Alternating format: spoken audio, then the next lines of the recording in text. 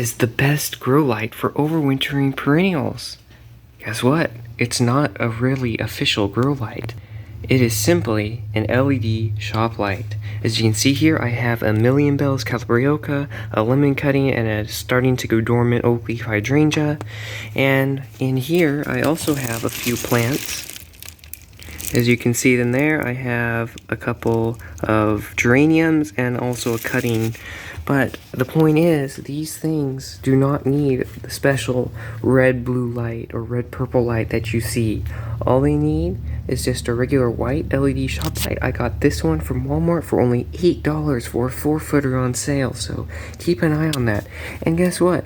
Your plants will still bloom. These are all brand new blooms that have just opened up in the last couple days. So you don't, unless you're growing a specific plant, if you want like fruit off of your peppers or tomatoes, you're in like a grow tent situation, then of course, go get a grow light. But in 90% of other cases, all you need to overwinter your perennials in a garage or a basement or whatever is just a simple LED shop light like this one, as you can see.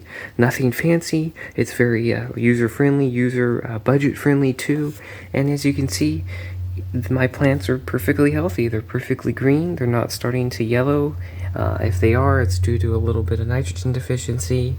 As you can see there, I can tell it's not quite 100% healthy, but you know, all you need is something simple. You don't need to go out and spend $70, $80, $90 on an LED grow light. As you can see here, I got some more. It's hard to see with the camera angle, but they're perfectly green, perfectly healthy.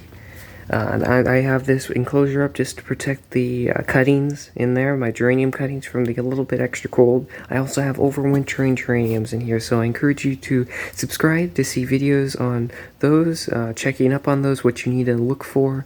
But all in all you need is a basic white, bright white, so 5,000 Kelvin or higher.